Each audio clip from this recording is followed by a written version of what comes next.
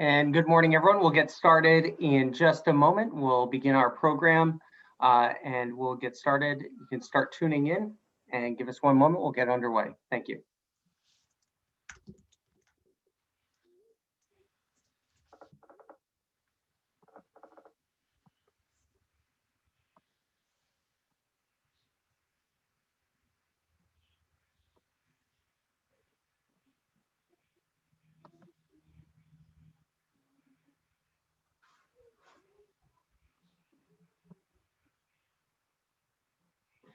Good morning, everyone. My name is Garrett Sheehan. I'm President and CEO of the Greater New Haven Chamber of Commerce and Quinnipiac Chamber of Commerce. Thank you so much for joining us for our annual legislative forum presented by AT&T and Southern Connecticut State University. Our theme this morning, Getting Connecticut Back to Work. Now, this is part 2 in a 3-part series with our elected officials. Last week, we were talking to the federal delegation. This morning, it's the State House of Representatives. And then next week, we'll be talking with our state senators. And while we're in touch in many ways on these issues, our theme of economic recovery is so pervasive right now, and it's what we need once we can beat down this virus. So we're excited to get speaking with our legislators in just a moment. But first, I want to welcome in our presenting sponsor, John Emra, the president of AT&T New England. Every year, AT&T sponsors this event, and no different this year. And John, thank you so much for continuing to provide your support. Thanks, Garrett. Thanks. It's great to be here and great to be a sponsor once again. I want to start off by thanking the Chamber for sort of bringing us all together today. I think it's, as I've said numerous times before, one of the most important missions that this Chamber undertakes is to be that vital sort of conduit of information between elected officials and the business community. And I also want to thank the Chamber, and I don't know that I've done this enough, but thank this Chamber and the others throughout the state who have helped the small business community through this crisis, right? Because this is as much a healthcare crisis as it is an economic crisis. And were it not for groups like the Chamber helping to provide vital information, I don't know that we would be getting through this as well as we have so far. Let me also thank members of the legislature who are here, the members of the House today, the Senate, I guess, next week, and the federal delegation last week. You all have somewhat thankless jobs. I know at times they can be very, very difficult, but we very much appreciate your willingness to serve and I think to introduce your ideas into the public sphere, and look forward to the dialogue today and throughout the coming legislative session. Thanks very much, Garrett. Thanks, John, as always. And we're also joined now by President Joe Bertolino from Southern Connecticut State University. And we were talking last week, we wish we were on Southern's campus. That's impossible this year, but I think we've made a commitment for next year, Joe. And thank you again for the support for this program and so much of the other things that we do here at the Chamber. Thanks so much, Garrett, and thanks to John. Appreciate the work of the Chamber, and also want to thank our legislators for joining us this morning. Southern is always honored to partner with the Chamber and AT&T in presenting the forum today. And as many of you know, Southern is an institution, a public institution that graduates about 2,000 students a year. And I think it's important to remember that 85% of our students who graduate actually stay and live and work in the state. So Southern has a vital role to play in our state, especially in a post-COVID environment. We're currently actually getting ready for the start of the spring semester. We'll begin virtually for 1 week while we have our students quarantine, those that are living in the residence halls, and then we'll start on ground on February 1st. And it'll be a mixture of on-ground, hybrid, virtual teaching with the same commitment to health and safety that we had last fall, which was highly successful. And I want to thank the resilience and the dedication of the Southern community, caring community, which did a terrific job. And I think that most of, if not all of the college presidents in the region can say something similar about their institutions in terms of a successful completion of the fall semester. Early in the spring, I actually plan to host a number of symposiums. In particular, what will a public regional university like Southern look like in a post-COVID-19 world? And I'm hoping that we'll be able to discuss the elements of our mission and how to enhance them, access, affordability, retention. It's interesting because one positive byproduct of the pandemic is that all of us have been forced to think in new and innovative ways, and will continue to explore new options for programming that will support Connecticut's workforce. We actually have plans to offer 12 accelerated pathway programs in the spring, and these programs are actually geared toward individuals who would be traditionally underserved or economically disadvantaged. The financial pressures on our students is quite significant. About 80% of our students are actually working. They rely on jobs to provide for life's essentials, if you will, and many of them are still coming up short. We at Southern actually created a food pantry and a social services center through nearly 500 and plus $1,000 of donations from our community, and it is stocked with food and supplies, etc.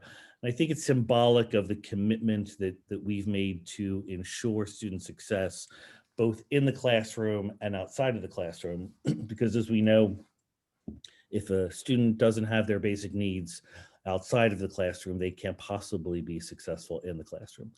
And finally, I'd like to just share that you may have heard of one of our seniors, Asma Rahimar, was named a 2021 Rhodes Scholar. It is one of the most prestigious academic awards in the world. She's a highly engaged volunteer in New Haven, and her family are refugees from Afghanistan.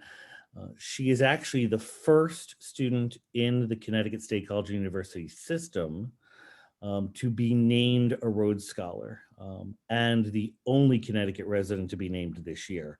So I think this speaks to our mission of empowerment and opportunity and our commitment to social justice. I do want to say that we take a great deal of pride in our work related to social justice. I think we can say with confidence that we're a university that is focused on dignity, respect, kindness, compassion, civility, our 5 pillars, as we call them. And I would like our legislators to know that we're really committed to standing up against injustice in all its forms. I want to thank our delegation for their continued support. About 85,000 of our alums and students are actually your constituency. And so we look forward to continue to work together with our legislators. And I'd also like to extend the invitation to the business community to feel free to reach out to me or any member of the Southern community, because we would welcome the opportunity to partner with you.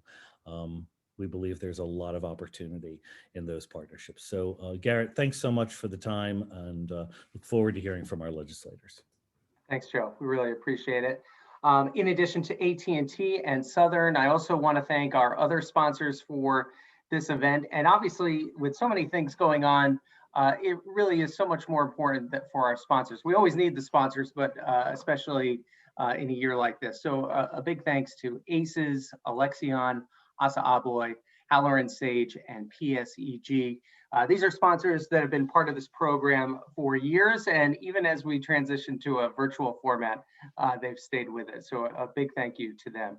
The Chamber has been able to be a valuable resource over the last several months because of our annual investors as well. These are the companies that maintain the support of the Chamber throughout the year. So as you scroll through these on our screen, I just want to again thank them as well for their support.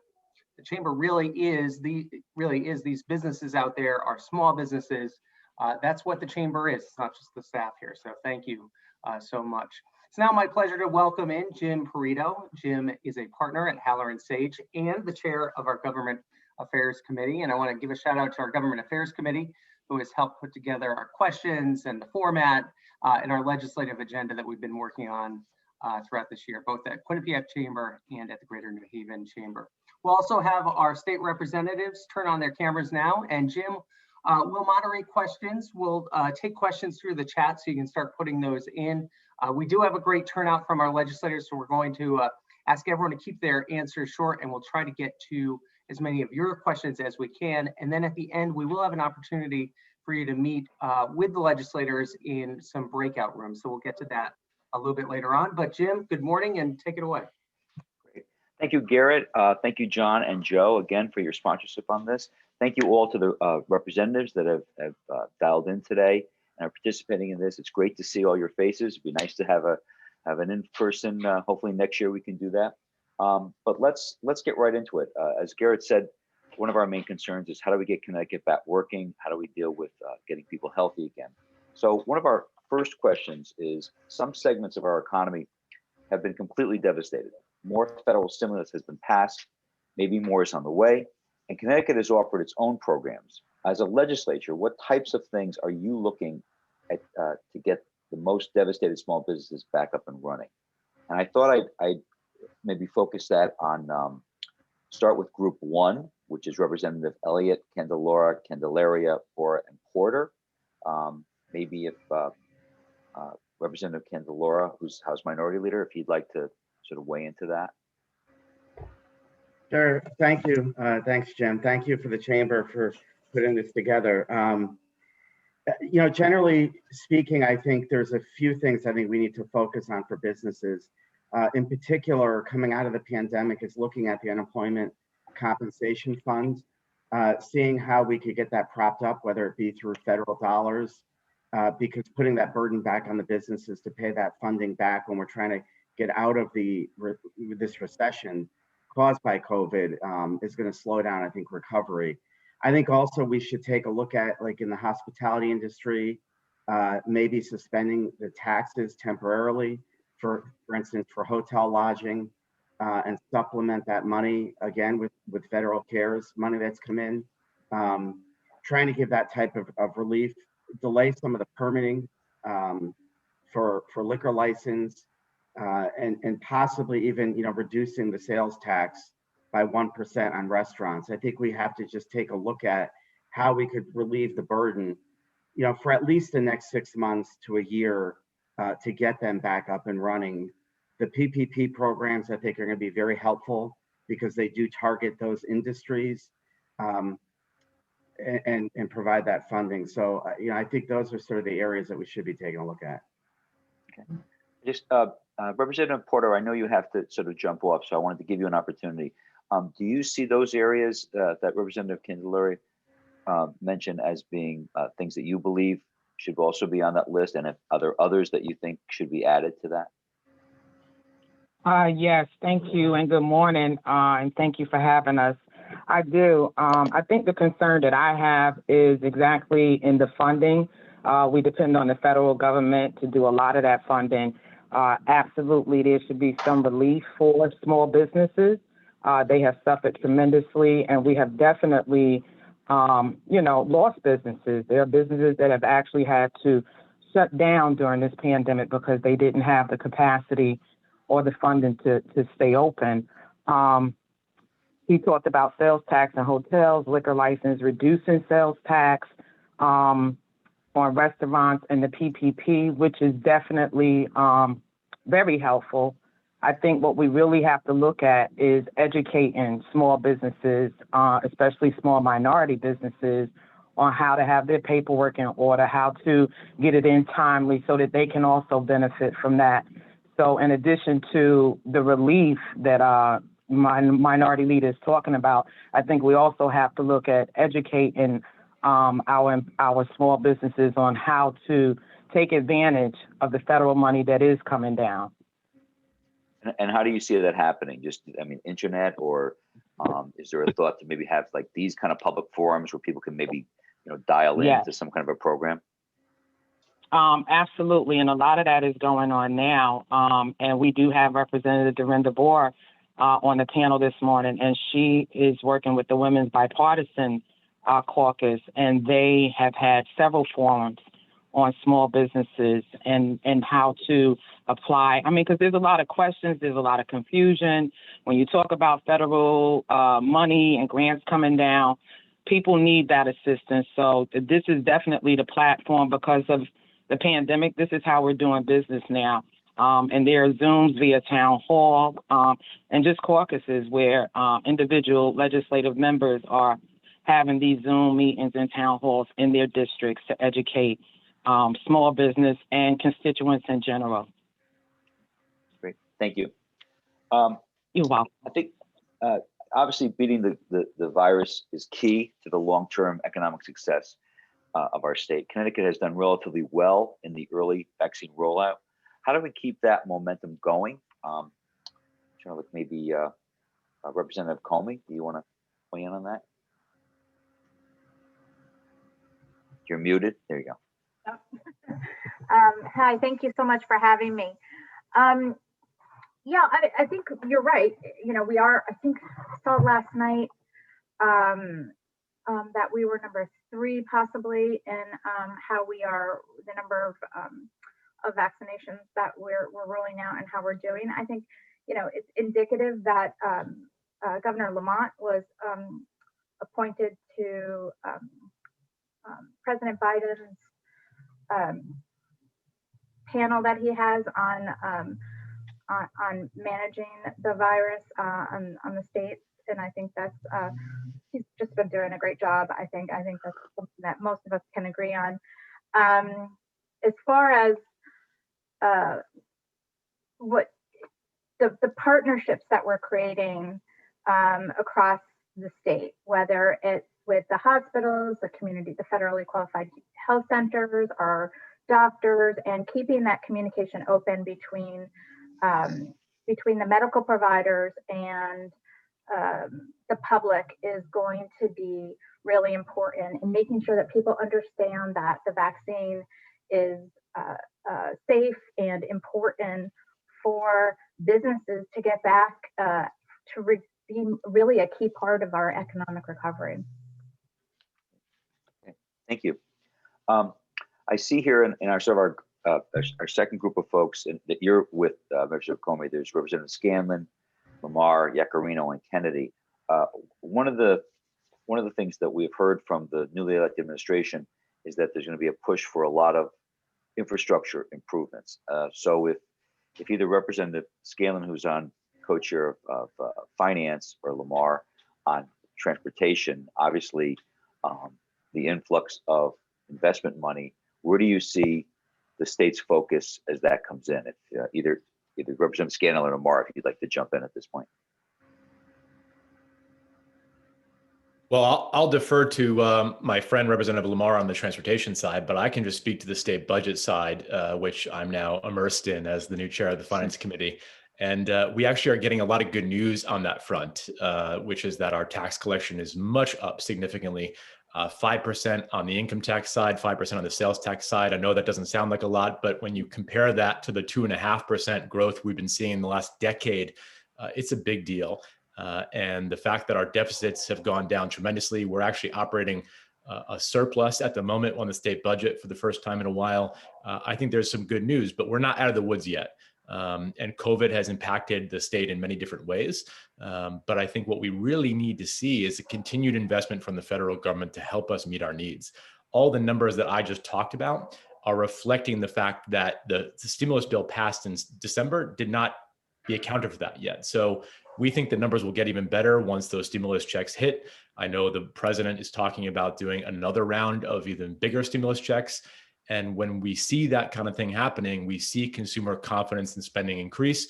Obviously, it helps our small businesses, it helps our local economy, and it certainly helps our tax coffers. So from my perspective, I'm just hoping to see a continued investment from the federal government in helping us meet our needs. And we'll try to put together a budget this year that's very cognizant of the fact that people are hurting right now. We have to meet those needs, but we want to do so in a responsible way. Just as a follow-up, where did you see this? What are your thoughts about how that sales tax and income tax increases came about? I mean, it seems like with so many businesses shut down, it seems like that's in a contrast to what's actually going on. Well, I think if you talk to, when I talk to businesses on downtown Guilford here, they're seeing signs of good life, right? They're still hurting. I mean, there's no doubt about that. I try to get around to as many businesses as I can to support the local folks. in Guilford and Brantford, but they're seeing signs of life, and they're seeing in the numbers that people are spending more money. They're maybe buying things, in some of the sectors of the growth, like home improvement is skyrocketing right now. People are doing all those projects. Contractors are busy because people are sort of, saving the money that they usually would have paid to go to Disney World with their family to do a bathroom project or a basement renovation or something like that. So this virus is impacting different sectors of the economy differently. But what we were seeing overall, Jim, to answer your question, is an across the board growth when it comes to the sales and the income tax revenue. And for a while, the growth that we were seeing in a revenue in the last year or so was really focused at the top, the high earners in Connecticut, the folks on Wall Street that continue to make a lot of money during this pandemic. The sales tax growth is a different ballgame because that is a tax that obviously everybody pays. And when that shows signs of true growth, it's a very encouraging sign to the nonpartisan fiscal folks that tell us, what their thoughts are on this. And they're very happy to see that growth. It'd just be interesting to know how much of that is online sales, because that's not necessarily, generated by local businesses. It could be, but a lot of that is outside of the state boundaries. Thank you. Representative Lamar, do you want to comment on the transportation infrastructure? I don't know if there's any clarity from the federal government yet on where the funding may come, but what were some of the things that the state's going to be looking to do? Thank you, Jim, and thank you to Garrett and Jesse Phillips for inviting me, having us here, and organizing this today.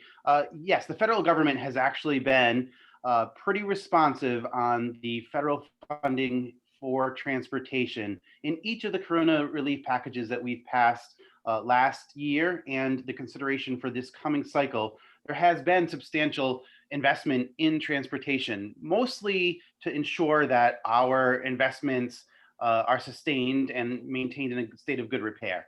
There hasn't been funding available to invest in new transportation infrastructure or spending, but we saw, as you all are likely aware, about a 94% drop in ridership along our passenger rail. We saw about a 70% drop in passenger bus, and the revenues associated with each of those modes of transportation dropped dramatically. In order to sustain those operations, which we know we're going to rely upon as we recover from this, we've relied on the federal government to come in with large relief packages and grant packages. That's allowed us to keep things running and to ensure that as we enter a recovery period, those services will still be there. They will still be utilized in heavy numbers moving forward. The talk always after crises or economic downturns is, do we need to maintain Metro North or these large bases of train infrastructure? And the reality is, every time, whether it's economic crisis or 9/11, or even in the 70s and 80s when New York City was shedding jobs at an alarming rate, we relied upon that investment in passenger rail to help drive economic investment in Connecticut. And having that sustained resource is invaluable. We are going to struggle, though, with the next package of funding. When we think about what Connecticut's investment infrastructure has to look like, the federal government has said they'll be there. Representative DeLauro, now as chair of appropriations at the federal level, has said that she is there. They want to make these investments in transportation in Connecticut. They know the value of next vision of transportation. And what we're struggling in Connecticut is we have a special transportation fund, which we use to fund our local and state matches, is in severe distress. We rely heavily on a gas and petroleum gross receipts tax as our main revenue generators in that fund, and those are not sufficient in the 21st century. Both of them are taxing a resource which is in declining demand. More fuel efficient vehicles, less folks on the road. Those resources are not as substantial as they used to be. And so we're going to struggle to talk. I was pushing for a toll-based system, user fee-based system that allowed a lot of out-of-state folks to pay towards that end. We're going to struggle to figure out how we make our matches. The federal government could say, Connecticut, we're going to give you an extra $1 billion in transportation per year for the next 5 years. You guys have to come up with an extra $250 million, and we won't have the money. And so that is the challenge that we're going to face moving forward. How do we find those local resources and that local match? We've got a few ideas that we're looking at right now. We'll announce something probably in the next 2 weeks with the governor's office. Okay. Great, thank you. I mean, as I was actually going to raise what you answered, which was, when before we went to the pandemic, we were looking at the transportation fund not having sufficient funding. And at that point, we were not seeing the federal government necessarily coming in with large influxes of supportive monies for those. But if that in fact turns out, we still have to have our match, which is a substantial amount of money. So look forward to that. Please keep us all informed about where that's going to head next, because that's very important for our state. You go through. Thank you. Let's see. Many of our residents have been unemployed for over a year, and their jobs may not reappear. Are there workforce strategies that you would like the state to pursue going forward? I mean, have we given any thought to the status of the unemployment trust fund? It's now in a deep deficit and normally have to be repaid by the business. The Governor's Workforce Council released an ambitious plan in the fall. Will this be funded? I'll open it. Whoever would like to throw their hands into that.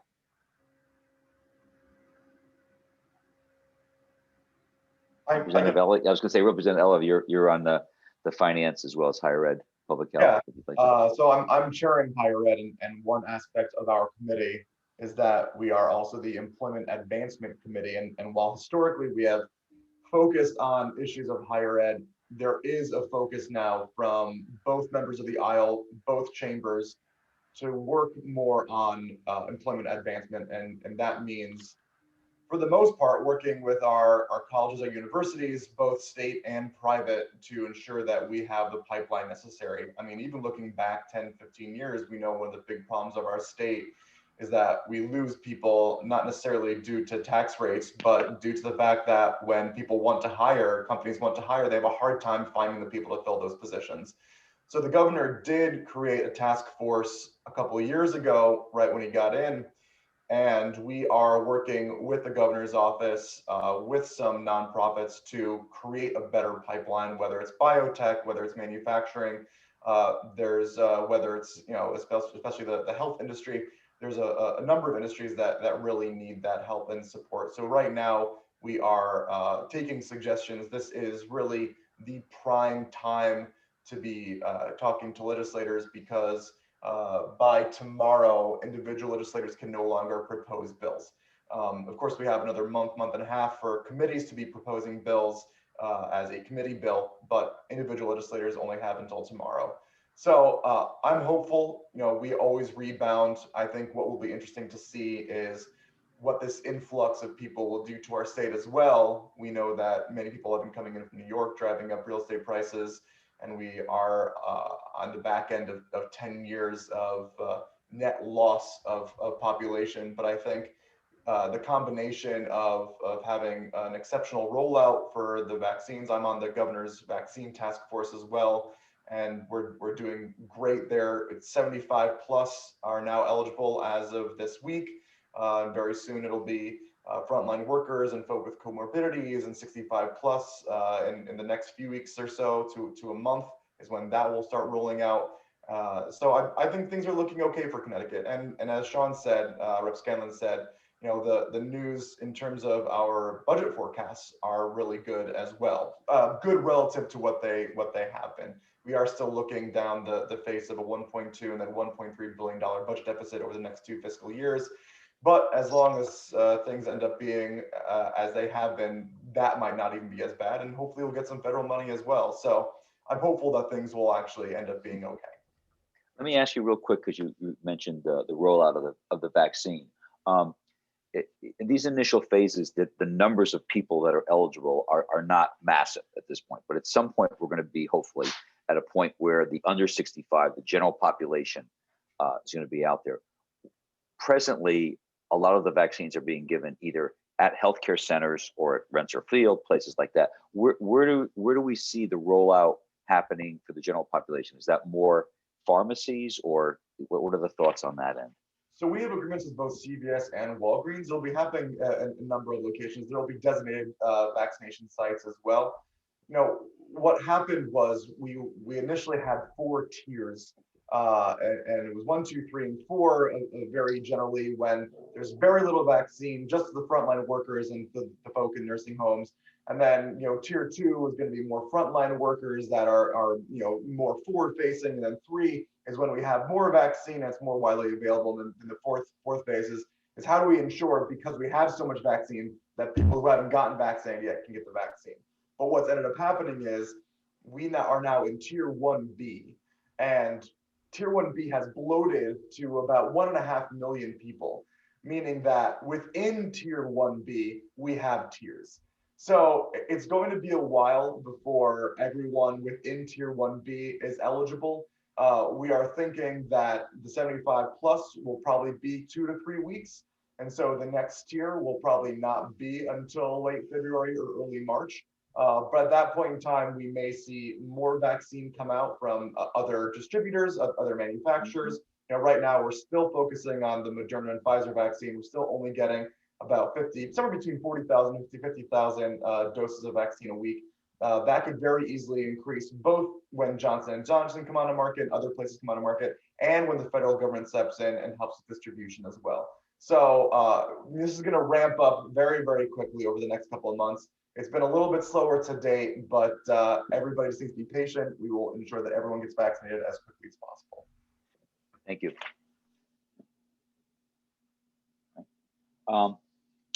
Minority-owned businesses have been particularly hard hit during this pandemic. How do we plan to make a systemic change to level the playing field? Do we expect opportunity zone legislation? Would there be a support for investment funds for minority-owned businesses? Let's see. Let's see. Would there be? Who would like to jump in on that? Representative Borer? Hi. Weigh into that? Sure. I can weigh into that. I just want to, if I may, quickly make a follow-up to your original question about how we can support businesses, and this is all businesses. I know that Representative Candelaria mentioned financial support, and Representative Porter mentioned education and resources, which are all key. But one of the other things we need to look at is providing an environment that allows for more efficient operation of businesses. Back in March, we began operating by executive order, and that is when we loosened up some of the regulations and streamlined some of the paperwork because we were forced to do business differently. So one of the things we've been doing as legislators is really taking a hard look at what worked through that executive order process and what could be implemented permanently. So I just wanted to mention that, because sometimes it's not just financial assistance, it's also how do we assist businesses to operate more efficiently. With respect to minority-owned businesses, we have been looking at programs that support, and going back to what Representative Porter said about education resources, we really need to reach out to the business owners and make sure we assist in the process for the application. There's a lot of resources out there, but not everybody is aware of them or is versed in navigating the complicated processes. So we have been on a tour of educating business owners. As Representative Porter mentioned, we had a Women Business Development Council session the other day, and we found that out of 60,000 businesses that we have provided support to in Connecticut, less than 20% were women-owned businesses and less than 10% were minority-owned businesses. So we need to reach out proactively and create programs that really support those businesses. Thank you. Does anybody else want to weigh in on that subject? Let's see hands if you want to put up a hand. No. Representative Yaccarino, were you?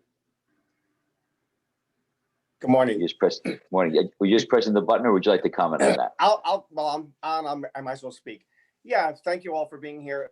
It's all about communication with business and in jobs. You know, we had Southern on this morning. It's about high schools and colleges communicating with the business community for their needs, be it minority businesses or non-minority, all businesses.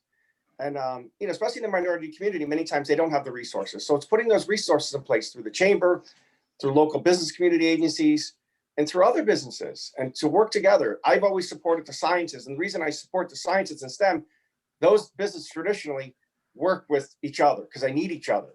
Jobs from jobs, training to training, and the same thing through manufacturing. We're all in this together, but the fact is, it's all about communication. To the middle school level, the high school level, and the college level. They do it in Germany. I've been pushing this for years. It's communication and finding the skill set. We're one of the oldest states in the country and we're going to really need to ramp up for skill set. So I think it's communication, having those resources available. And as a business owner, you always want to look to innovate. And back to I'd just like to go back to the influx of sales tax and income tax revenue. We have to remember the best thing for any brick and mortar or online sale or state coffers is the Wayfair decision. I think it was 3 or 4 years ago by the Supreme Court. We're capturing our state, and every state is capturing hundreds of millions of dollars extra sales tax a year, which levels the playing field for businesses, believe it or not, because that everybody has to pay the sales tax now. So brick and mortar is benefited in some ways because there's fair competition, but states are collecting so much more money. So it's a good thing. So it's all about communication. Sullivan does a great job, materials and manufacturing. They have a good bioscience department. We have to communicate. I don't think it's rocket science. Thank you. The pandemic has disrupted the status quo in so many respects, but what regulations or state policies would you like to see permanently changed? I thought maybe Representative Fishbein, you're on Judiciary and Environment and Government Administration Election. Do you want to weigh into that? Good morning, Jim and Garrett, and thank you everyone for being here. You know, when you ask about permanence, I would hope that the pandemic is not permanent. So I would say that, you know, what fixes we put into place, I would hope are only needed to be temporary so that we can get back to where we were. You know, an aspect of this is that, you know, unfortunately, since last March, the legislature itself has basically been shut out of the system. You know, the governor's executive orders right now are supposed to go through February 9th. It's my understanding that that situation is going to continue after that. So the question is, you know, what are we going to be let done through what is supposed to be an equal branch of government?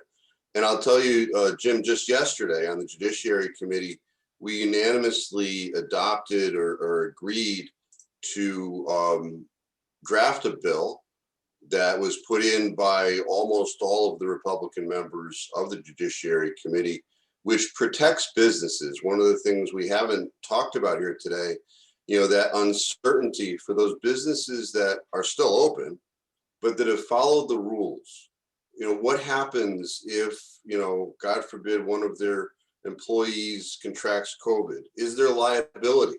You know, what is that standard? And you know, we're going to be working on a bill, and so you can follow along. It's HB 5125, and you know that is going to hopefully give a limited level of immunity for those businesses, unless their action was, you know, gross negligence or willful misconduct, because certainly we don't want to give immunity for that. But that's a specific example with regard to something that I think we should all be embracing as we support small business working through the pandemic. So I thank you. I appreciate that. I'm gonna try to have everyone have a response to one question or another, but this what you mentioned raises an issue that I've seen with some of my clients and some businesses, where the executive orders have sort of some sweeping requirements for some businesses, but in actuality, the application of those orders has a very disparate impact within the same industries. For instance, event space and restaurants and things like that. The pandemic, hopefully, you know, we're going to see an end to it. But as this continues now into another year, hit the spring, even maybe the summer, especially the restaurant and event businesses have been so particularly hard hit. Is there going to be any working with the governor's office on those executive orders to try to maybe refine some of those restrictions in a way that either they're handled more fairly or across the board? I'm not quite sure who's probably the best to weigh into that, but maybe Representative Kennedy on public health as well. You want to comment on that?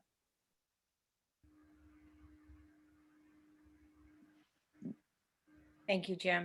Hi. I think that the revenue, venues have taken quite a hit. I formerly worked for a very prestigious caterer out of Greenwich. who after 29 years in business shut their doors. There was just no relief in sight. They were not a brick and mortar type caterer like some of the venues. So, and I've had people reach out to me that those type of places are now closing one by one. I just getting back to one of the other questions, as I represent parts of Milford and Orange. As I walk into downtown Milford, I see restaurants whose doors have already shut. I know Eli's in downtown is shut, hoping to reopen. Stonebridge is shut, but they do shut every January. And I know some of the other restaurants in that area, one of the other restaurants, he has shut until he learns where he's going. So I don't think that we've felt the full impact of this pandemic as yet, especially for our venues and our restaurants. I think that many are just getting by and using the PPP money that they get, but I'm not sure where they're going to be, once we start, the vaccinations are coming through, but that process is also very slow right now. As it was stated before, it's 75 and older, but some people that are a little younger than 75 are very anxious and they want to get their vaccination, but they're not in that tier as yet. So there's a lot of work together. I think it's, as long as we continue to work together to work forward for the benefit of all of our constituents and the people of Connecticut, I think we have a lot of work ahead of us. So that's how I would at this point. That's how you'd approach it? Okay. How about Representative Wielander? You're on children's education. Morning. Would you like me to respond to the previous question, or do you have a new? Well, you can respond to that one, or if you'd like to comment on any of the prior questions that you might have heard people commenting on. Yeah. I know there's lots of them.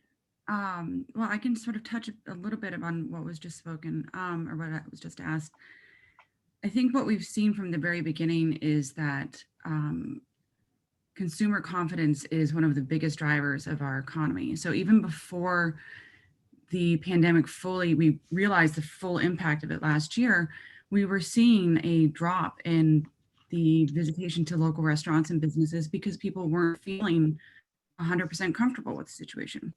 So I do agree that vaccine rollout will be key. I would love to see our greater effort toward our arts and tourism and culture caucus that is getting forward, because we do have so many different wonderful things to offer in the state that can help with our event industry, and we can get our hospitality industry going again. For example, in one of my towns, there are a number of breweries that are getting going, that had been getting started, and there's a whole craft brewery tour in the Naugatuck Valley. And I think that there's a lot of different opportunities that we can emphasize some of the great things that our state has across all of the state, not just in my area. And that will, along with consumer confidence, that will also help bring back events, bring back these hospitality industry, points that have been so hit so hardly. Thank you. I think that actually ties into one of the other questions, which is we've seen this big influx of mostly our fellow citizens down in New York City who realize that, well, it has great advantages in a pandemic, it has a lot of restrictions. And so we saw a lot of activity, especially along the shoreline, Fairfield County, New Haven County, places like that, folks coming up, buying second homes. And how do we capture those people essentially? Because it's nice to see a population increase in some of these areas.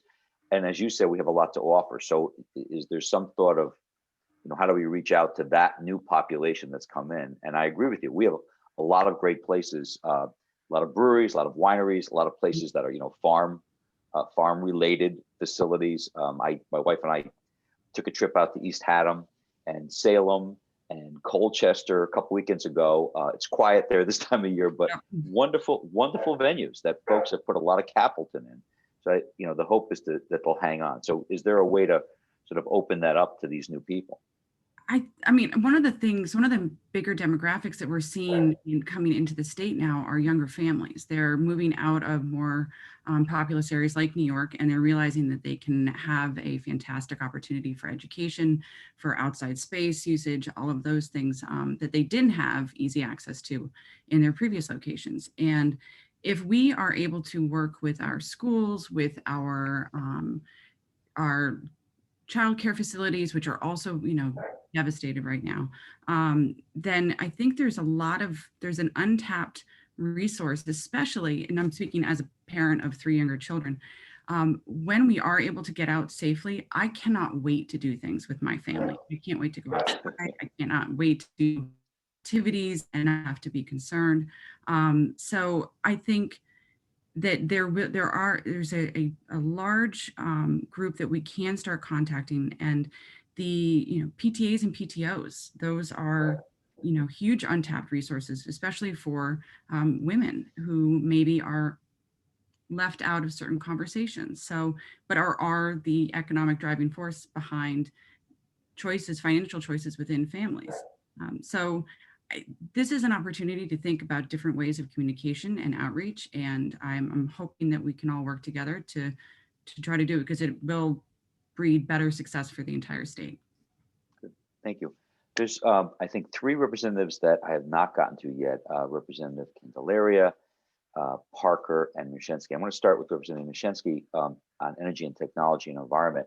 One of the questions that I think Representative Fishbein, we were talking about, and some others, Representative Yaccarino, was trying to reduce some of the government regulation. I know there's been a couple of movements in the past with respect to the Transfer Act.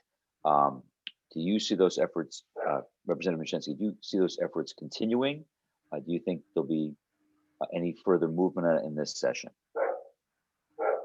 As long as all sides are at the table, we can continue to make progress. The bill that we passed in the special session had the endorsement of both environmental groups and the regulated community. And that's really the key. If you want to have all the players at the table, you can get a good bill and it can go forward. The environmental community is always nervous about deregulation causing potentially more risk to the public. And as long as that's satisfied, you can make progress. I wanted to, because I didn't get to mention before on the workforce issue, one of the things I've been working on for a number of years on a previous committee is matching up the number of job opportunities in Connecticut with a jobs pipeline that'll send people into those fields. And we still have about 8,000 advanced manufacturing slots that don't have a ready pipeline of folks to come into those jobs. The jobs pay really well. My district is in Wallingford. It has a number of advanced manufacturing companies, and some of these people can earn as much as $70,000 working in advanced manufacturing. But there is a misalignment between preparing for those jobs and the actual jobs. And a report last fall from the governor's office pointed that out. My previous committee had issued a similar report showing the misalignment. So I'm working with a couple of legislators, one from West Hartford, one from Derby, and we're going to try to get Department of Labor and Department of Economic and Community Development and the higher ed, tech schools and community colleges all working on a pipeline for these jobs.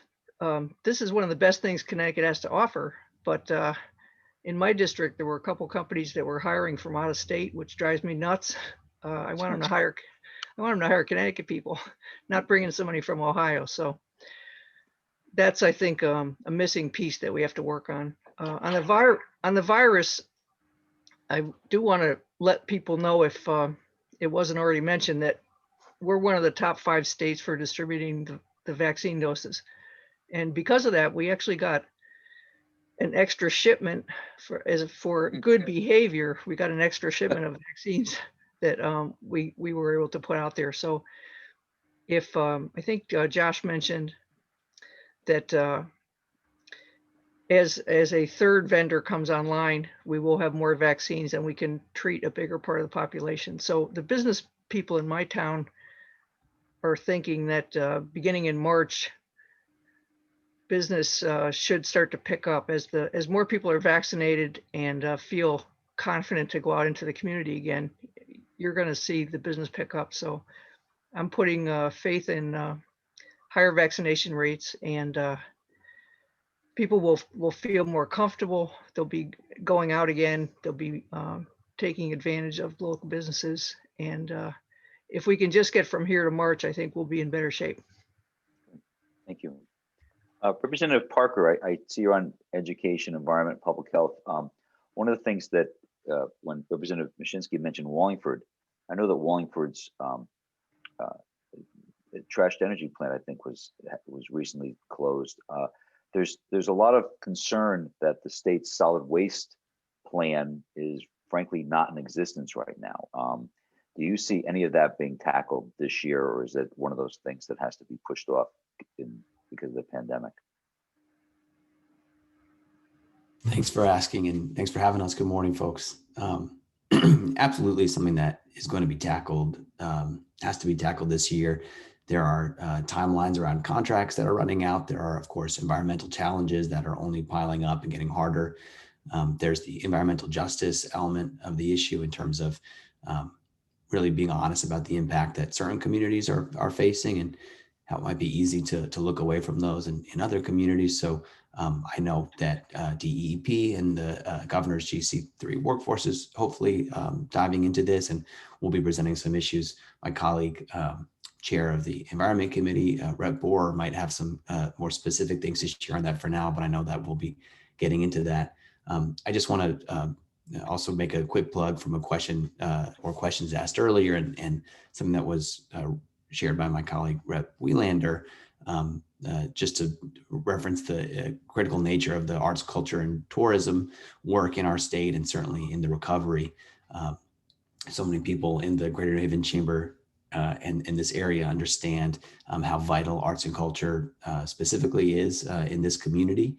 And, many of us organizations, especially on the nonprofit side, that are still working through all of this, are just now applying for our second PPP loan. So there's still so much work to be done in this next phase of withstanding the virus and supports that organizations like the Chamber offer as nonprofits, and businesses figure out how to access that are so critical. Things that are offered from the state and DECD are critical. And then looking forward, making sure that there's funding in that tourism fund, maybe a broader sense of the value of arts and culture as a sort of two pieces of that three-legged stool that's critical for propping up the part of the economy. So just want to say that I'm excited to look at that and think about how we're supporting arts and culture going forward. Thank you. Thank you. I see that Representative Bohr did want to comment on the solid waste program. I saw her hand was up, and since I did. She's co-chair, please do. Okay. Yes, only because I spend so much of my time talking about trash talking. Our waste crisis is significant. We're looking at that every day. We spend a lot of time discussing what goes into our waste, what are we doing with our waste, where does our waste go?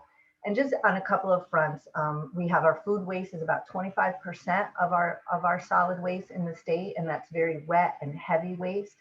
All of us as legislators look at food insecurity on the front end and trying to reduce food waste. But in the interim, we have to determine what we can do with that food waste. And anaerobic digestive facilities, which is a process where you take the food waste and you can turn it into biogas, or you can turn it into manure for our farmers, has really taken off. We have some private organizations, Quantum in Southington, that has a significant operation, and then the farmers that are looking to do more of this. So we're looking to increase the number of anaerobic digestive facilities across the state to address the food waste. But that's just food waste. We also have all of our other contents. We have glass, which is very heavy, very expensive to cart, and you really can't do much with it. So trying to determine how we can divert our glass is a significant issue that we're facing. And then our plastic and our polystyrene and all of those components that really should not be in our trash to begin with. We're also looking at product stewardship. We have a really great program in the state for paint recycling and mattresses recycling. And now we're looking at tires and gas cylinders. So we're really, waste is one of our main focuses on the Environment Committee. And I think we've already seen legislation coming in. We actually have a meeting tomorrow with Deep to talk about how we move forward and you know, how can we reduce the waste, but how can we turn it into energy as well? Thank you. It's good to hear because I know it's a growing problem again. It was a problem back in the 80s, and here we are 40 years later, and it's still a big problem. And we have, you know, we have the trash to energy closing in Hartford now, and that presents a significant issue for us. Yeah, thank you. That leaves Representative Candelaria, who has, I think our last representative has not had an opportunity. I have some other questions, but I'll let you weigh into any of the questions that we've been going over in the past hour, if you'd like, whether it's the pandemic or the economy or how we can help our businesses, if you'd like to jump on.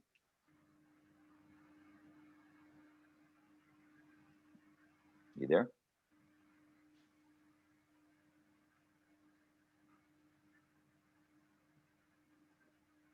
Representative Candelaria?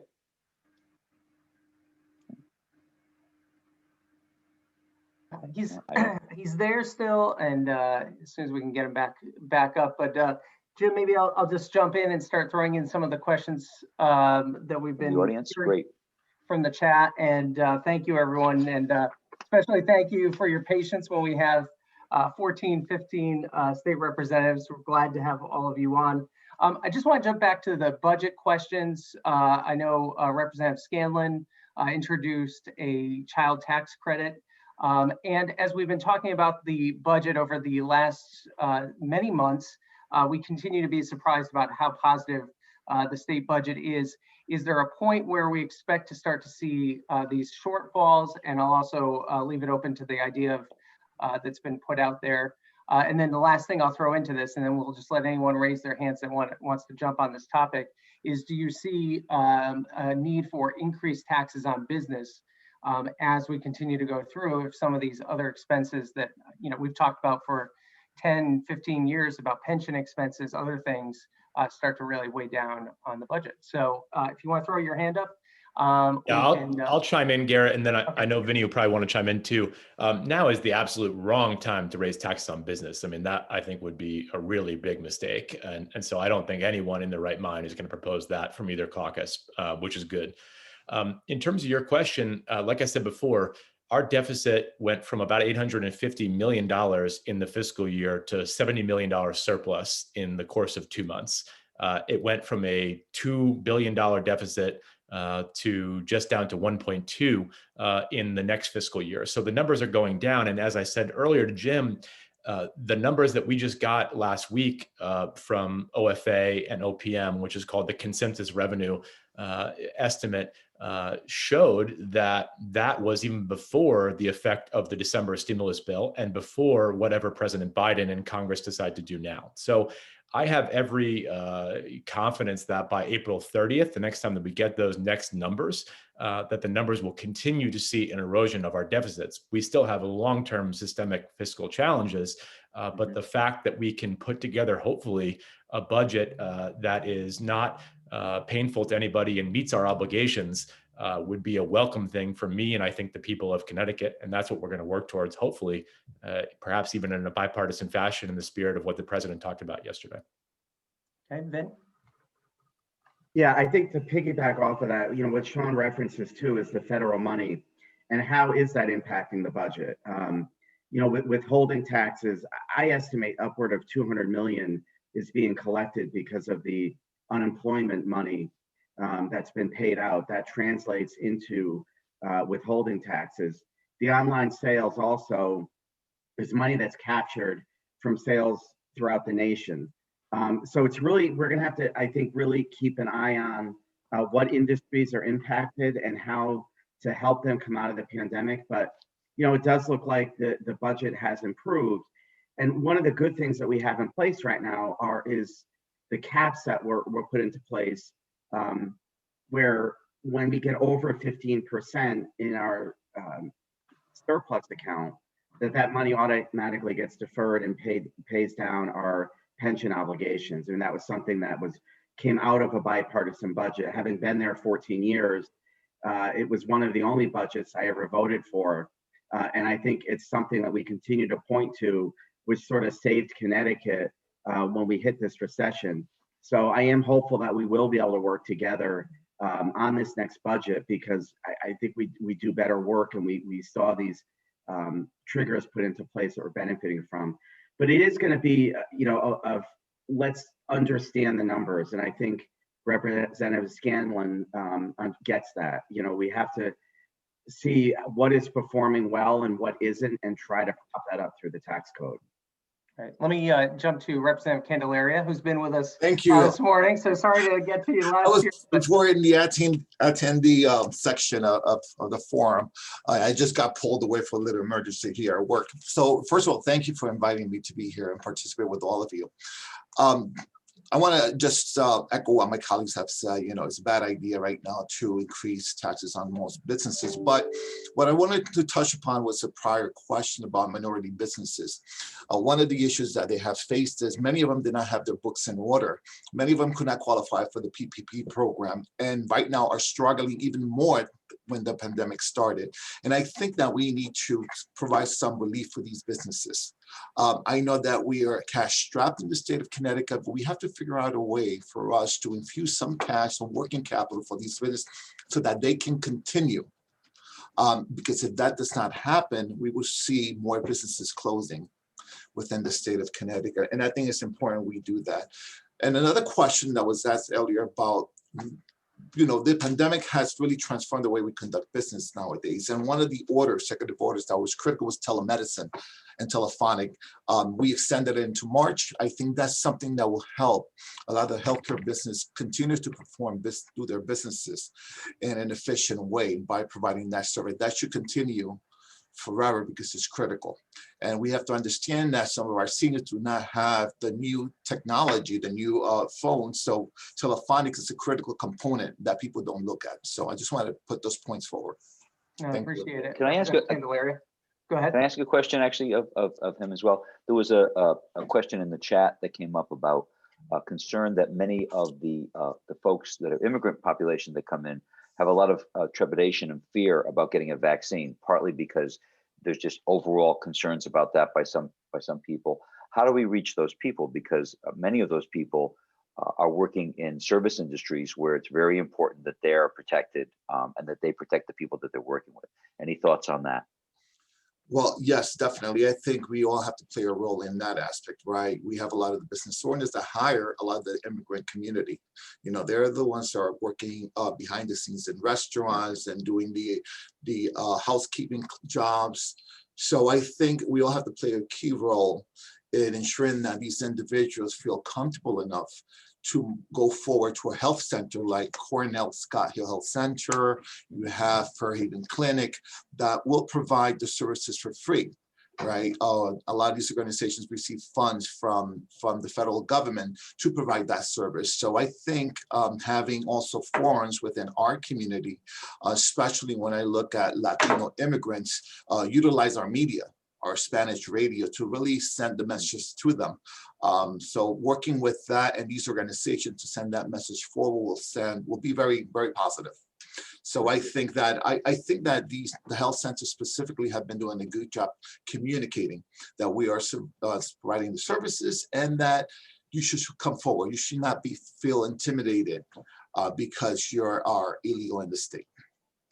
Thanks, Roland. Thank you.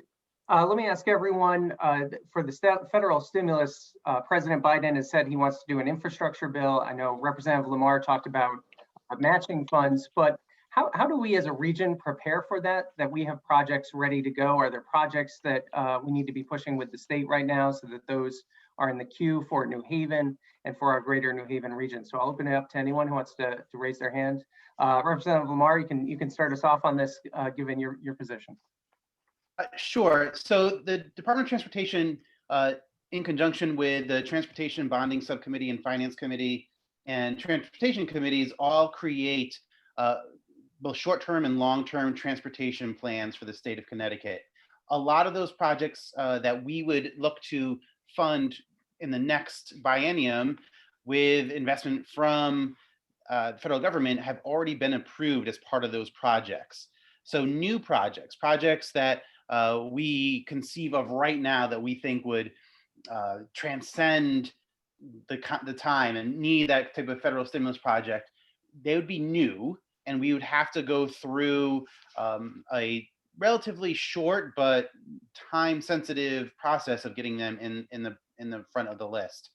We say, for example, in New Haven, we have a Move New Haven study that meant to implement a dramatic investment in bus and rail transit options for the greater New Haven region. If we wanted that to be prioritized, we'd have to make sure it's in the next 5-year capital plan. And that process starts up in the next few months. And that would be then, making sure DOT is on board. We have the studies done. It's adopted by the full legislature, and we immediately move towards Representative DeLauro and the Appropriations Committee and our allies in Department of Transportation to work with our federal partners at the Department of Transportation. Like, we can move these relatively quickly if we have broad support. If there's issues that we think the time and place necessitate a dramatic new investment, we can move in that direction. But for the most part, we're going to be filling the backlog of projects that we've been talking about for 10, 15, 20 years. I remember my first year on the Transportation Committee and the Finance Committee, Representative Candelora was helping us secure funding for the New Haven, Hartford, Springfield line. And he was one of the people who were fighting for that investment at the time. And it took almost 9 years before we had an operational rail line. And transportation investment like that takes a long period of time. And we still haven't put in some of the train stations, one in North Haven, for example, another in Newington and Windsor, that we envisioned when we started that process so many years ago. So that's where the next bulk of investment would likely happen quickly. But if there are new projects or new ideas, if we can start working on those now, get DOT support, we can jump the queue a little bit with an influx of dollars. We still have to fight for a local share when how we fund it. But for those things that are private approved and we have secured funding, that's a little bit easier to move with the federal investment. Thank you. Anyone else want to jump in on that? All right. Well, we can move on to, I don't want to miss this topic because I know it's going to be a big issue at the legislature this year, and that's a public option in healthcare. I think everyone can agree our healthcare system has lots of issues. From the business community, I've heard a lot of concerns about a government plan.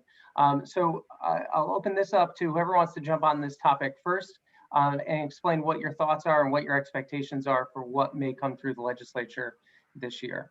So Jim, I can take that question. I was the chair of the insurance committee for 4 years, and even though I'm now the finance chair, the speaker has asked me to continue working on this bill because it's kind of been my baby for 3 years, and I want to try to see it through.